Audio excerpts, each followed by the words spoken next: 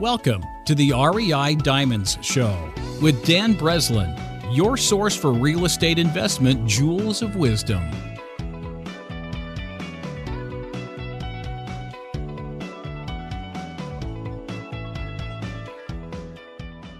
Welcome to the REI Diamond Show. I'm your host, Dan Breslin, and this is episode 151 with Agostino Pintus on going from corporate America to owning $42 million in multifamily complexes. On this episode, you'll enjoy the ride as Agostino and I discuss the climb from his first 11-unit building to the $110 million project currently under agreement. No more spoils. Let's get to the show. All right, Agostino, welcome to the REI Diamond Show. How you doing today? Excellent. Thank you for having me on. I appreciate it. Yeah, for sure. So to give perspective for our listeners, I'm in Chicago. They probably know that. Whereabouts in the country are you recording from here now? Just kind of give us a little background. Yeah, today I am in Akron, Ohio. So I basically buy assets in and around the Cleveland and Akron markets. And, I'm a real big believer in staying close to the assets. That's why I moved out here. I made a commitment many years ago to come out here just to build the multifamily business, build our portfolio out here. So that's what we've been doing ever since. Nice. Yeah. And for listeners of my show, the REI Diamond Show, who haven't already heard you hosting your show, the Bulletproof Cashflow, would you mind giving a background, kind of like what you did before real estate, how you got into real estate, and then maybe the quick evolution to where you got to today with the multifamily space that you're in?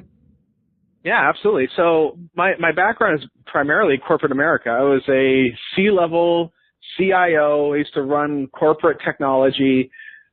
15, 16 years ago. I was at this company and I had a friend of mine and he was actually one of my coworkers. He says, you got to get into real estate. And on a whim, I just said, sure, okay, why not? Our company had just gone public, had a bunch of extra cash lying around. So I figured, you know what, I'm going to get into the single family thing. I'm going to start buying single families like my friend over here. So I started doing that. Started buying these single family homes, some small multifamily like duplexes and like whatever I can get from the bank. Because at the time I was going to like regular old lenders because my so-called mentor, who was a mortgage or a broker, a real estate broker, would just say, this is how you do the deal. So I had no idea about some of the other aspects. I kind of learned it as I went. But the whole premise behind me getting into the whole real estate game was based around fear, right? I was always afraid. I was always afraid of getting fired. I was always afraid of what if I don't have enough money? Even though I was a CIO making very good money at the time, I was always afraid of losing my job, right? And I think that fear was ingrained, mainly, maybe it's from family, maybe it was from history too, because at that time, I really never held down a job for longer than a couple of years because I've been an entrepreneur my entire life. But, everything was going fine. I was making money at this company. I was buying my real estate. I had many houses and duplexes. And then eventually the axe comes down, right? The president of the company walks in, says, we're going to can you. You stole my stock. Set me going. That's it. And, but we're all vulnerable like that. That's the thing. Every single person that's in a position like that is vulnerable, right? Because you're basically turning over your time. You're selling your time, the most precious thing that every single person on this planet has is their time. And you're selling it to a person who's given you just enough money to keep you from quitting. It's just enough, right? So it's kind of funny when you think about it like that. And that's what happened, but that whole thing kicked off my 10 dark years. I ended up going from job to job to job, ended up some really bad situations. I mean, at one point I was so broke I didn't have enough money to pay the electric bill. I mean, it was terrible where I ended up, right? And it took basically rebooting my entire life to get back to the proper state I needed to be in to really become prosperous again. So it was quite a long journey long journey to get to where I'm at today. Yeah, I've talked about it on the show, but I went through not similar in all the characteristics. I think you were blessed, lucky, hustled, got to the C-suite area. I sold cars and then got into the real estate business and was doing a bunch of single family flips. And when the market changed, and so did my mentality and so did my habits, I found myself in 2009, 2010, 2011. I mean, I was at rock bottom, struggling to, keep food in the fridge and pay the electric bill myself. And I don't know that I've called it my 10 dark years, but there were certainly a few dark years in there where I was kind of grasping around, trying to put things back together and kind of rebuilding the business. And it felt like everyone around in the country seemed to be doing that. And I think a lot of us have gone through times like that, and it's a good thing when you bounce back from it. And I would probably venture to say that good habits, the right knowledge, surrounding myself with different people was kind of how I pulled myself up out of there, and it felt like when an airplane's taking off and it's like, man, this is like a heavy, look at all these people, look at the weight of this airplane. And it's like, it's picking up speed. And then like, man, it just quiets down and gets a little more calm once you put a little distance between you and the earth again. And I think I feel like that happened for me starting in like 2013, 14, 15. And I've just been blessed, especially over the last 3 or 4 years since I moved from Philly to Chicago, to see the growth that we've had in my own company. Would you mind touching on, kind of your lift-off moments there, mindset shifts, et cetera, that happened as you got out of that dark decade, Agostino? Yeah, absolutely. So yeah, after I left that company and I started floating around, going from company to company, sending out resumes, like basically begging for a job. At one point, man, I was sending out like 500 resumes a week, to any email address that would take it. I mean, like anybody. That's how desperate I was. I was desperate, right? Just to find something. And it's kind of like I reverted back to that fearful mentality, right? The fear mentality. And it's the fear mentality that rules many, many minds out there right now. And that's what I was doing. I was doing that for years. So it's like I'd go consult at some place and then leave, then go to another one and end up, it was a bad situation, I'd leave that one, and then goes to another place and it's the same thing, like spinning the wheel, right? Keep doing it over and over again. I ended up getting into a company in New York City towards the end of the 10 dark years. And went to go work for a group up there. It was a very large company, and it right on Madison Avenue, nice building, good people, that kind of thing. And I ended up meeting a president of a company out there that he was actually running a business in Indianapolis, but he lived in New York. So met him out there, and he says, I'm looking for a chief information officer for this business in Indianapolis. So I went.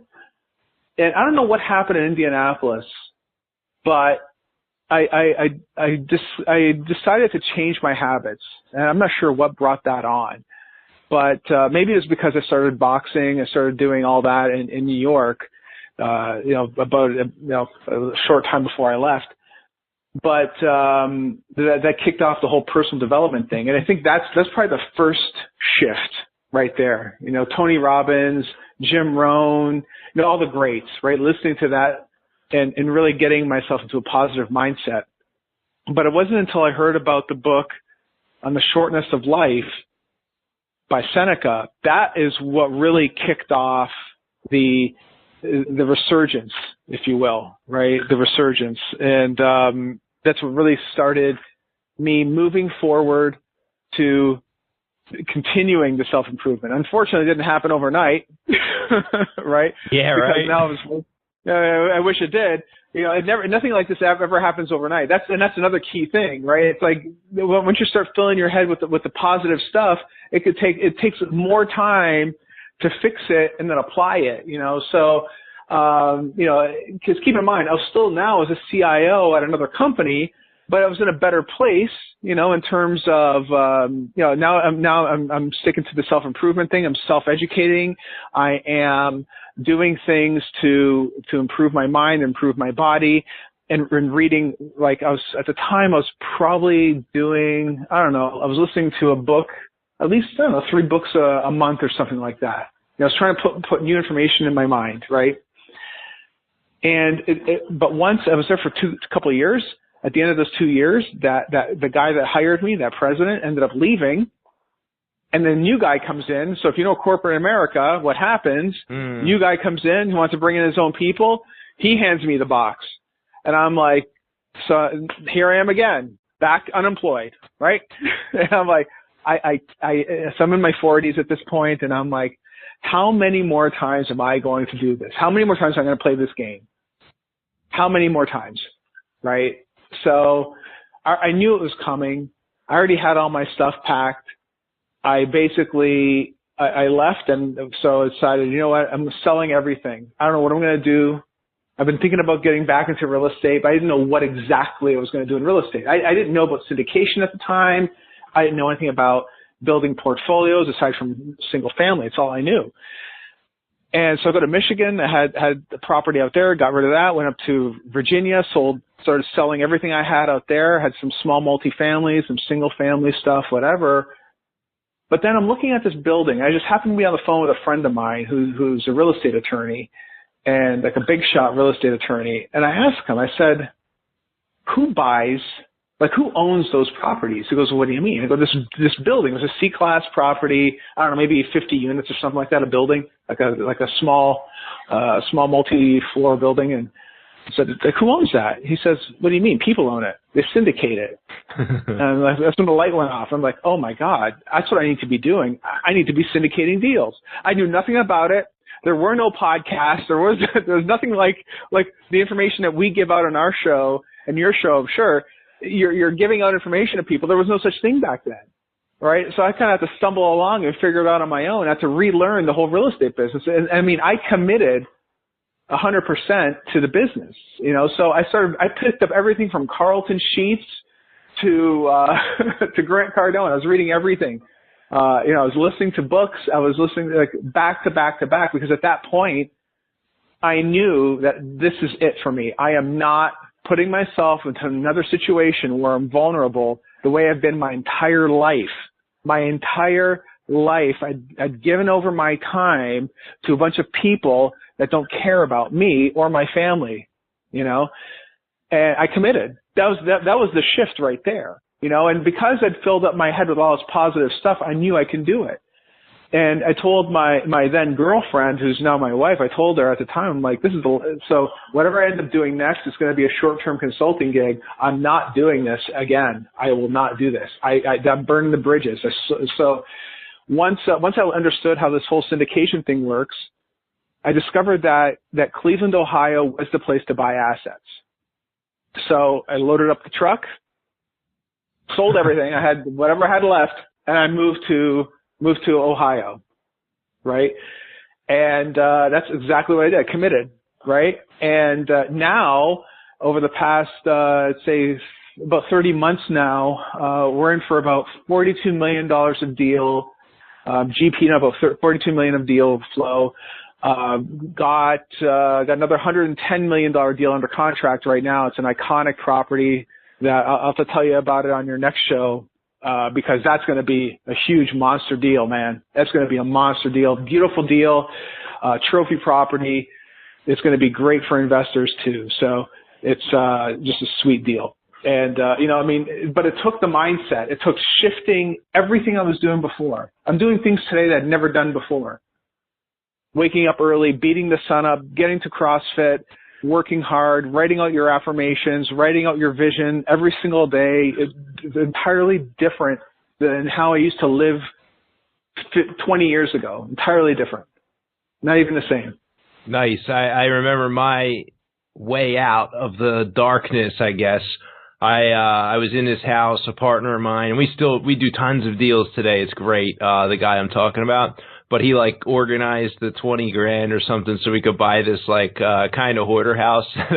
And I was living with family. So I'm like, yeah, I'll move in there and clean it up and everything. And I did that. But the place was really, really wretched and crummy. And I'm kind of painting with paint I found in this house. And I remember calling my dad. I was just so desperate. I'm like, Dad, mate, can you like bring me the Bible? And I started reading the Bible, and it was like a miracle. Like one of the first deals that came across my plate was a house on Christian Street, and I was like, and then it was like one thing led to another, and it's been like a progression ever since. And like you, I wanted it to happen overnight. When I prayed to God, like, hey, I need some money to pay my bills, I kind of want to be set. I was expecting a duffel bag of cash like out on the sidewalk in front of my house to appear, but instead it was more the answers to my prayers came in the form of, listening to that Jim Rome program that I already owned from before and just somehow forgot about, and listening, to the Tony Robbins stuff and going through all of that same self-development path, and then in consuming the real estate knowledge and the marketing knowledge to get to the place where I've constructed enough that, it wouldn't fit in a duffel bag out front of my house anymore if I was to put the answer to the prayers and how it has come over the last decade out there. One thing you mentioned there too that I have to put an underline under is the shift came when you committed 100% to the business. And I have committed myself to my business and then had to recommit at several different points in times. You kind of reach these different plateaus and so, all right, what next? And for me, I would look at what you were doing over the years, and that would look like what I was supposed to do. But I have a team of like 16, 18 partners, and now it's grown to something that's focused on single family. And I'm sure a lot of people on the call would have the mindset of like, oh, I want to get to the the bigger deals and do the multifamily, and like I never went off in that direction, but felt like maybe I should a few times. But I made a conscious decision to stay committed on the business that I happen to be really good at, and blessed to have a lot of partners, and we're really good at putting these systems together where we're flipping a lot of houses. We did 223 last year for like more than $5 million in profit. So like we're not dealing with small numbers anywhere across the board in the three markets we're in. But for me, that came from refocusing, when we had done less deals in previous years, and continuing to modify and grow the business. So I can't underscore how important it is to be focused on a business. I don't know, maybe it's maybe it's like when your soul is attracted to the right business and you need to commit to it. The early days of it, and maybe you could also shed light on it, though, for me, it's like a snowball. And at first, I got this, it's snowing out, and like my business, my success, my star lot in life, a decade ago when I'm sitting in that house paging through the Bible early, right? So it's back to like seed day for Dan. There's like nothing but an idea here, and like maybe we're doing a deal here and there. But I'm rolling that snowball around for that first year, and it's still really small. It's not even the base of a snowball it's not even the base of a snowman. I'm having to push it around, and that pushing around of the snowball, for me, that's like the knowledge gain. That's hopping on the phone calls. That's going to the networking events. That's now listening to podcasts, which like you, they were not around back then for me.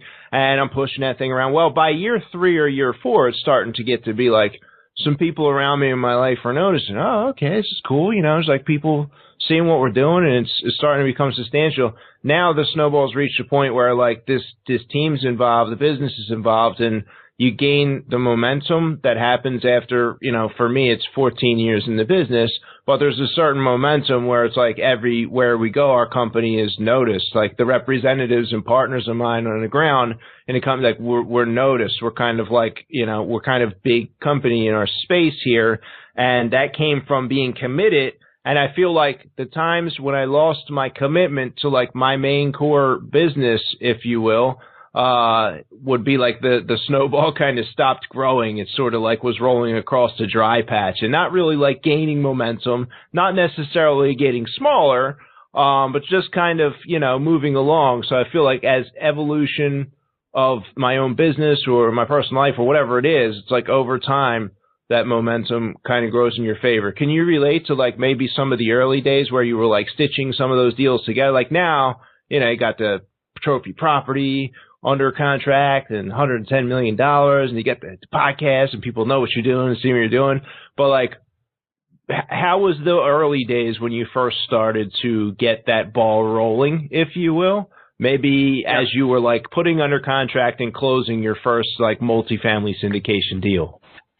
Well, you know, it's funny because the thing about commitment is that if you go in on 100%, someone may actually be more talented than you. It might be true. There might be more talent than you, but there's no excuse for them to outwork you, right? And that's all I had at that point. I mean, because when I decided that I was going to do this whole real estate thing and get out of IT, now think of it. I'm burning up a 20-plus year C-level career. I'm getting rid of it all. It's all gone, right?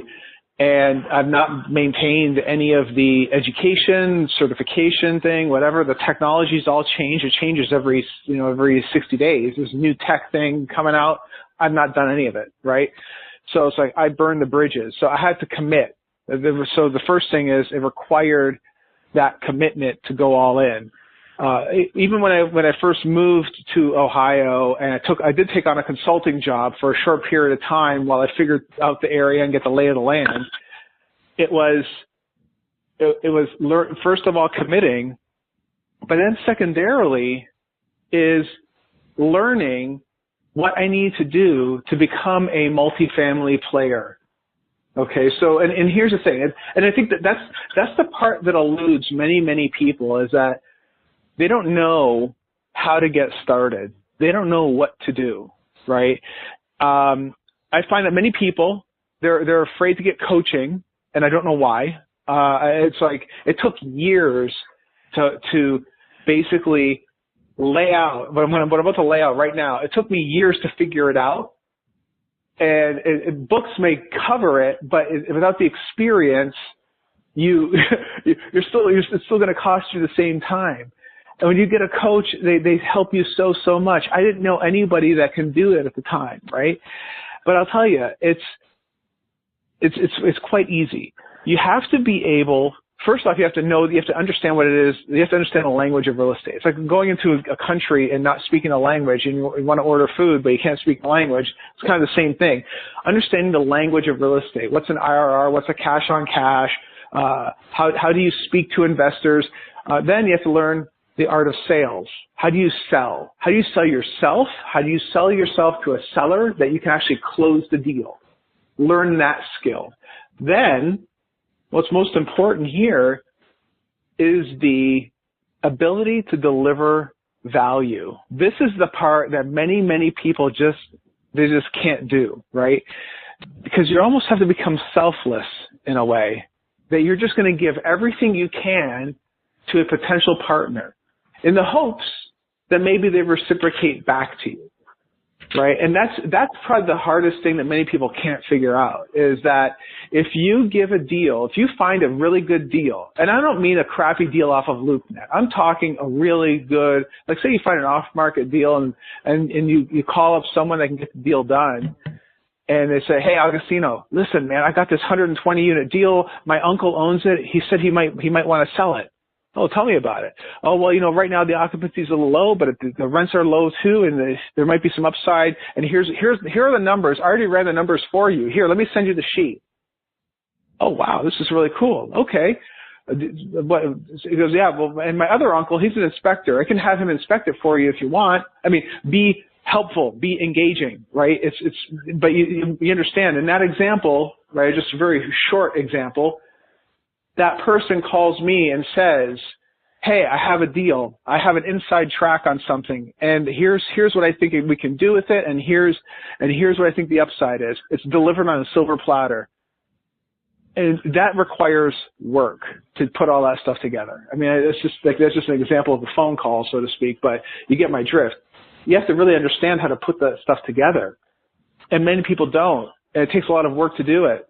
It takes a lot of work. I promise you, you will never find it sitting in front of the couch watching Game of Thrones. That'll never happen. Yeah, you're right about that. You're definitely right about that.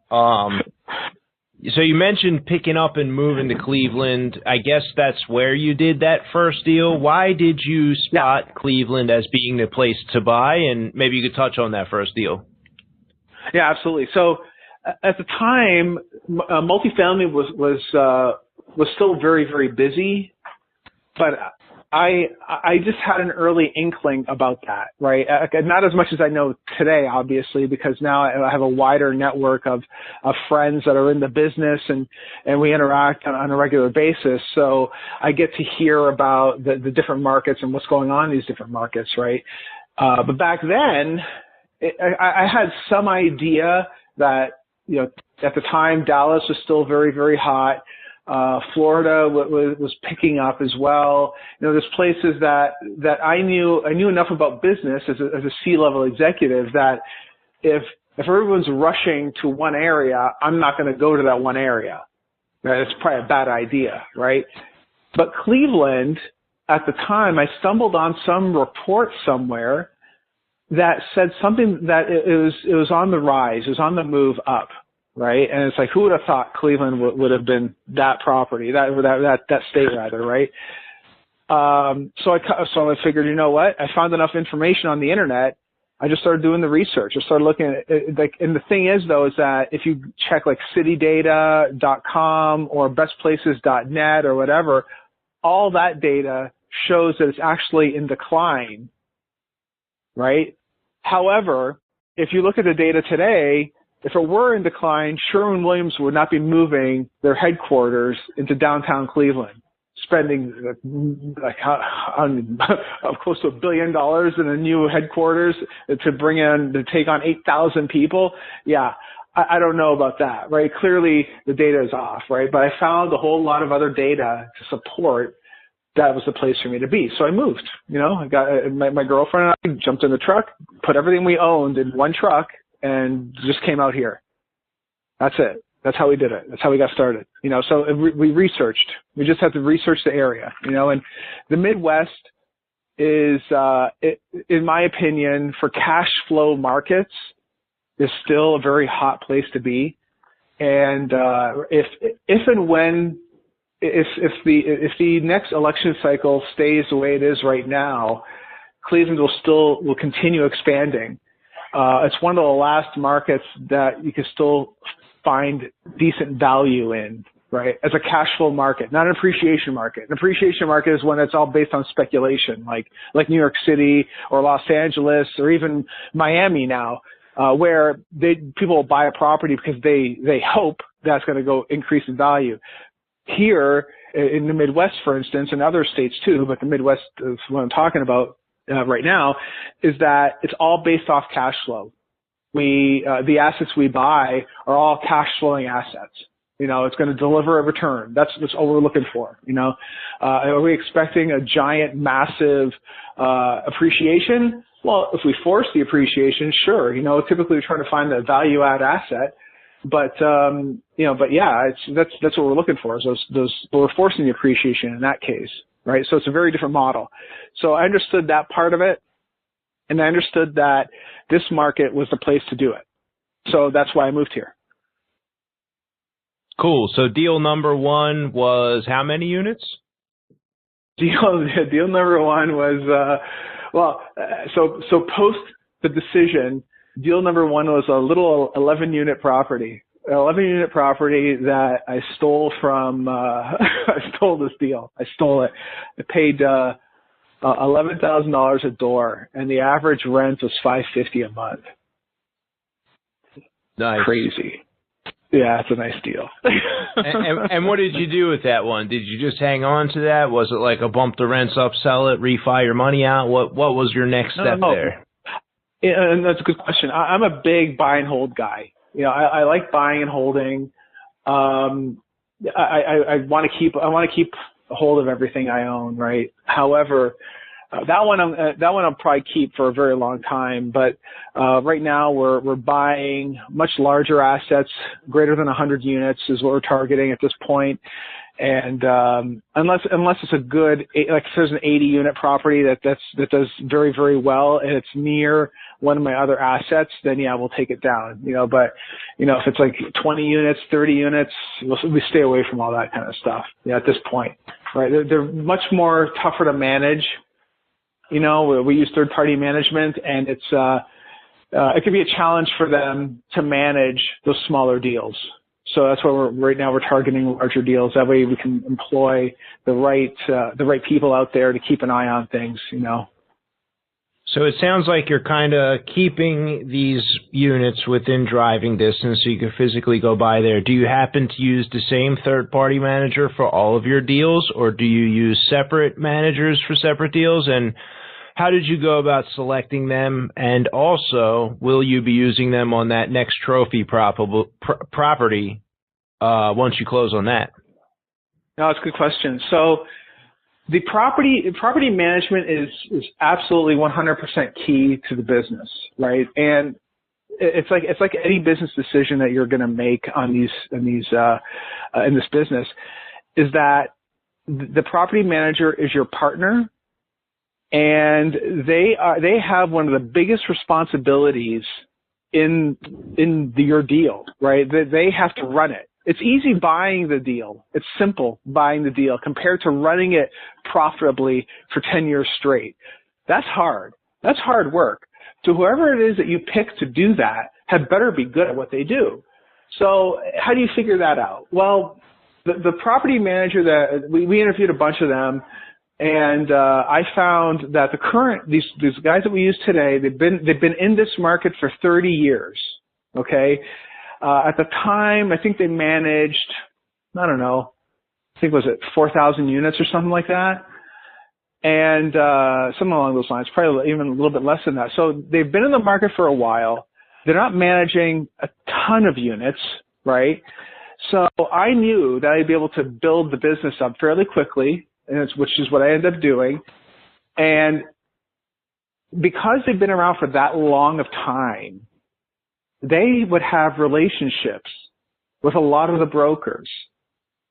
The way that I source deals today is with brokers. I don't send out postcards. I don't do any of that stuff. I don't send out emails or any of that.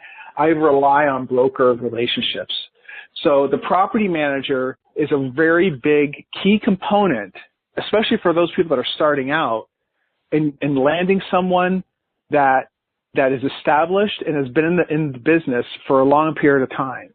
Right. So that way, when you're called a broker up, hey, Joe, this is Agostino. I'm an investor here in Cleveland. I buy multifamily properties. I'm targeting C-class assets, yada, yada, yada, yada. The first question I'll ask you, usually, who's your property manager? And if you can say, my property manager is Gary Smith with ABC Property Management, oh, I know Gary. Gary's a good guy. That conversation has happened to me over and over and over and over again. And I did that on purpose because I wanted someone that the broker would know. If you just go with some newbie, unproven, and you're starting off in the business, it could mean trouble. If you say, yeah, it's Joe Schmo up the street, and no one's going to take you seriously. And the guy manages 100 units, you know. So that's another thing too. So if I knew that with Gary managing that number of units, once I scale and grow our unit count very, very quickly, I would quickly become his largest client, and I am now, right? So when we are the largest or one of the largest clients, he will keep a closer eye on our stuff. Right? And you want people to keep an eye on your stuff because you can't keep an eye on everything. Right? Yeah. And so, in case anyone listening didn't notice the humongous value bomb that was just dropped, I've hosted a large number of apartment syndicators on the show, and I've listened to tons and tons of podcasts, and I'm sure you're aware of it, that this is a big black swan piece of information that's helping you leverage and be certainly you gain a lot more momentum when you're in a localized market by utilizing that strategy than you would if you were one of the Texas, Florida, Atlanta, Sun Belt investors who's buying across a number of states. But leveraging the level of credibility. So like one of the hardest things in multifamily, I know for a fact, is having brokers take you serious based on your word, especially if you're newer, and it may be difficult to leverage this if you're newer, but having the property manager who's known for properly managing other people's assets, a large number of them, and then to have them actually managing your assets is a great indication of the fact that you can close and you're going to get the door open instead of slammed many, many more cases from the brokers operating with that strategy. I think that's been huge for your career, no? Oh yeah, no, it's absolutely huge. It's absolutely huge. And like you said, no one's going to take you seriously unless you have a great team around you. But you know what, man? I think people underestimate the whole sales thing, right? Nobody wants to sell. Selling is bad. Selling is terrible. Well, guess what? We're in the business of selling. Every single day, every single person on this planet is selling something to someone. Whether you're selling yourself to your wife, why she should still be married to you, or whether you are trying to land a deal, you're always trying to sell something. And it's important to hone those skills, not just like the ability to just talk about a deal, whatever. That's fine. That's good that you understand the technical knowledge. But how do you sell? What is the art of selling? Do you follow a process of introduction, building the value, demonstrating that value, and then leading them to a close? Like the actual sales process, right? It's all sales, all of it. All of it is sales. And there's a big emphasis, there should be a big emphasis anyway, even as a newbie. If a newbie can learn how to sell and sound confident when they're speaking to somebody, that they can actually get a deal done, they're gonna win. They're gonna win, especially if they build a good, strong team around them, a good, strong lender, property manager, brokers around them, inspectors, all these sorts of people that you're gonna need. You build that team around you and you speak confidently, and you know what you're going to say and what you're going to talk about. It's huge, huge. That's how you win. That is the key right there. That's how you do it. And unfortunately, though, like I said, some people just don't know how to do that kind of stuff, and they're afraid to spend the money to learn how to do that. And it shouldn't be. It's an investment in yourself. It's an investment in yourself. Yeah, you got a point there, Agostino, and I would say, like, as a capstone to that piece too, and a transition to our next segment here, one of the most under-recommended, under-mentioned, I think under-attended, meaning people just don't pay attention to it, is the importance when they are learning the real estate business or trying to become more successful in the real estate business. And I don't care whether it's buying single-family houses, flipping them, being a landlord, or buying 100, 200, 300-unit apartment complexes, but that focus on sales. And it's ironic, there's not very many book recommendations, as I ask my guests, that come up that are actually focused around that. And so, like, I'll include mine to get us on a roll here.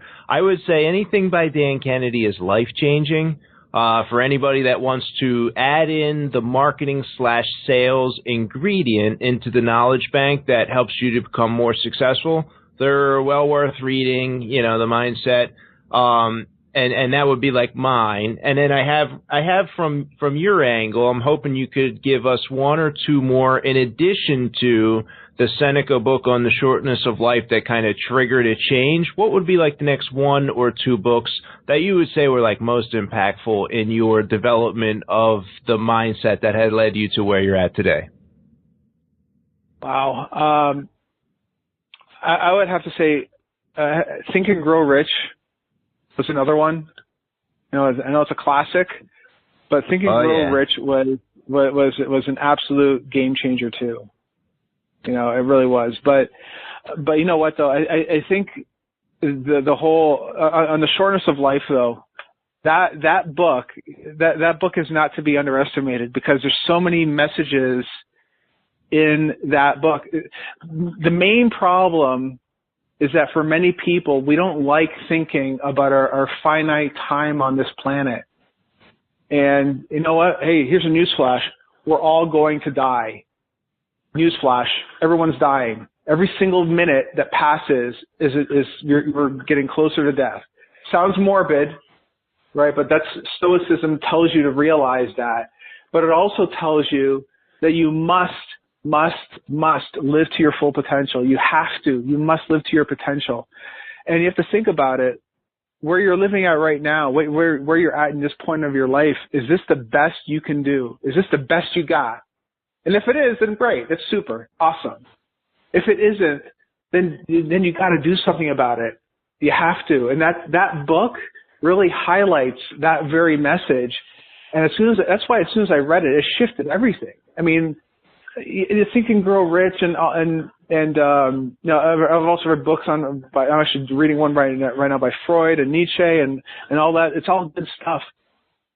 But the fundamental platform where everything starts is fixing that mindset. Is in my case, I'm trying to build $1 billion of assets. That's what I'm doing. I'm not even trying. I will do it. It will happen. And I want to leave a legacy for my family after I'm gone. That's why I'm doing it. That's an awful big why, right? My why is gigantic, and it has to be. And that's what I'm chasing. And that book is the Kickstarter for everything that I'm doing today. Everything. And people ought to be reading that and try to live their potential and not waste every single time, any single minute. There is no minute that should be wasted. One of my mentors told me along the way, so there's something common about, I can't remember who it was, somebody might have wrote about it somewhere, but they're like, there's, these common things among people who are like reaching highly successful levels in life, whether that's a musician or an artist or, business leaders or entrepreneurs or whatever it was, where somebody had like grown to become this kind of like shining light in their space and do something that other people say, wow, that's great that they are doing that thing. I could never even imagine, doing that thing. One of the common threads among many of these people that, achieve things other people think would be great is that knowledge of death and the knowledge of the fact that we are here for a limited time. I think that removes the procrastination. You understand the power of now. And man, procrastination will keep you in a state of indecision and keep you behind your goals and keep you from manifesting or even building the life of your own dreams, or even thinking through your own dreams of what your life should be. Procrastination will kill that off, and that can kind of come from a refusal, a placing the head in the sand, if you will, a denial of the fact that, yeah, someday this is going to end and the clock is running out. I'm not sure how much is left, but it's certainly not infinite, and it's certainly not enough. Let's switch gears here as we're wrapping up. If you could go back, Agostino, to, just getting into Cleveland, right? So just a few years ago, and you could share the crown jewel of wisdom with yourself then as you were just getting ready to embark on the multifamily career that you're in now, what would that be? Go bigger. Go bigger. Go bigger. Go bigger deals. Find as many big deals as you possibly can. I thought that I had to start small. Oh, I'll just work my way in. I've lost so many deals because I was trying to work my way in that I could have killed it back then, but I decided to start small with my little 11-unit deal. So maybe it was the natural path of progression, I suppose, at the time, because it's all I knew. Right, I didn't have any mentors because I didn't know I could even get one. It wasn't even an option, right? So if anyone's listening, get a mentor, get a coach, have them show you the way. It's totally worth the money. If you have visions of being a millionaire and you believe you can make it happen, you can pull it off, you owe it to yourself to do it, 100%. And I would have done it. Nice. So if anyone's listening, wants to get some more information, maybe have a free giveaway or somewhere people can get some more information about you, you want to share the name of your podcast and maybe anything else you think they would get value from? Yeah, absolutely. Bulletproof Cashflow. We can find us on YouTube, iTunes, Facebook. We got a Facebook group as well. If you text the word freedom to 202-410-4202, okay, we'll send them a free ebook on how to raise private capital. Right. So, and in that book, I don't only go over just what to say and how to say it. It's also what to wear, how to speak. There's scripts in there, all kinds of really cool stuff. So, definitely worth anybody listening and taking a look at. Nice. Well, hey, this is the end of our show, our time together. I appreciate you closing out the distractions, shutting the door, and our conversation for the last half hour, 40 minutes here or so. Thank you, Agostino, for coming on the show. Thanks for having me on. I greatly appreciate it. And thank you for tuning in to this episode of the REI Diamond Show. Next up, we have the debt-free doctor, author, Dr. Jeff Anzalone, joining us on the show to discuss his experience as a professional passive investor in other people's real estate deals, as well as his path to success as a doctor and his methodology for getting himself out from under $300,000 in student loans. For all of us real estate investors here, this episode will provide an interesting peek into the mindset of the private investor who funds your deals. And for the passive investors looking to invest in deals, we will be discussing a pipeline of upcoming deals in which you might participate. Now, I know you do deals, right? Here's what I am currently buying. I like single-family fix and flip deals, and I like long-term multifamily deals that I can buy anywhere within a 2-hour drive from the downtown of either Atlanta, downtown Chicago, or downtown Philadelphia, 2-hour radius. So if you have a deal in that geographic location for sale right now and want someone to close quickly, contact me directly at db@diamondequityinv.com or using the form at reidiamonds.com. Are you an accredited investor? Go to fundrehabdeals.com to be notified of short-term private mortgage investment opportunities yielding double-digit returns. Thanks again for tuning in, my friend. Dan Breslin, signing off. Thank you for listening to this episode of the REI Diamonds Show with Dan Breslin. To receive email notifications of new weekly episodes, sign up at www.reidiamonds.com.